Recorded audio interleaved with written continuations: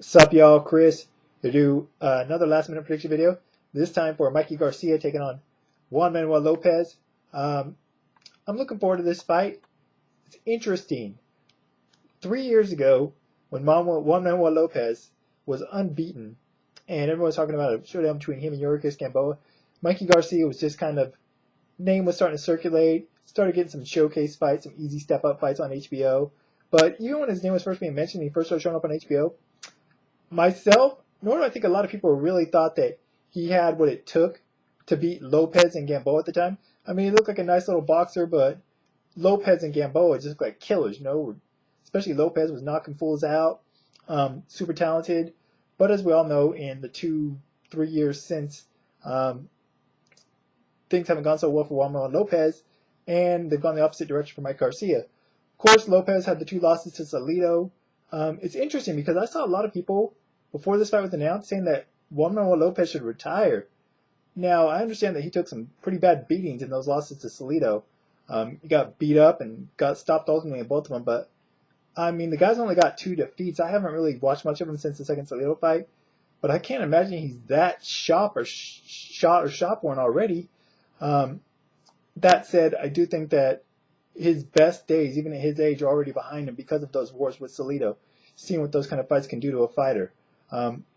Definitely, I think Lopez's chin isn't what it used to be. Not that it was all that great in the first place. As for Garcia, he looked really good. He looked really good for the most of the Salido fight his last time out. I was surprised, not how easy he made the fight look, but how he was the one knocking Salido down. I did not expect that at all. But unfortunately, like much others, didn't like the way the fight ended. Garcia's nose got broke. I mean, dude's nose get broken fights. It happens. I don't know if it was Garcia or Robert Garcia that was looking to get the fight stopped, but Mikey wasn't really protesting it much. I don't know what that says on him. People say he's kind of a safety-first fighter or kind of stays within himself. Maybe that's another example. If I'm on Lopez, I read on somewhere that he said that he thinks Garcia may be in control of the first half, but by the second half of the fight, he thinks it'll be his time. I'm not so sure about that. Not to say the first half might not be for Garcia, but I don't know if Lopez wants to wait that long to kind of try to make his move. I think, if anything, if Garcia is winning handily early on, it may be in his best interest to just go for broke and unload his arsenal and try to test Garcia's chin and test his psyche. Garcia checked out of that last fight. Maybe he does have a bit of a, I don't want to say he's not a born fighter, but maybe he's a guy that doesn't have the strongest, mentality in the ring when it comes down to, getting into absolute war. So it might be in Juan's best interest to just go for him, try to get a knockout, try to hurt him. Of course, that can work against him because Juan gets wide and Garcia is sharp as hell with his punches and counters.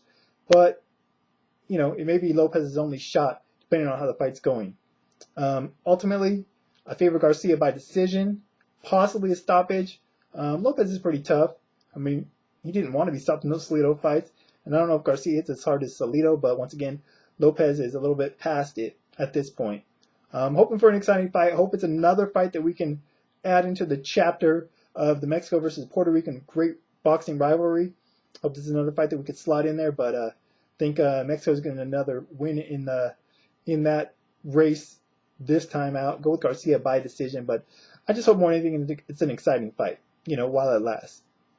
That's it for now, though. One of your guys' thoughts on the fight, who you got winning, how, why, and had this fight taken place a couple years ago, maybe not necessarily had to take place a couple years ago. I imagine most people would have favored Lopez, but was there anything in Garcia that you saw prior to Lopez getting beat down by Salido that made you think that this guy would be, one day the king of the 126-pound division? Although that's debatable now that Mars is there. He could possibly, be the best featherweight in the world, but unfortunately we'll never find out, most likely.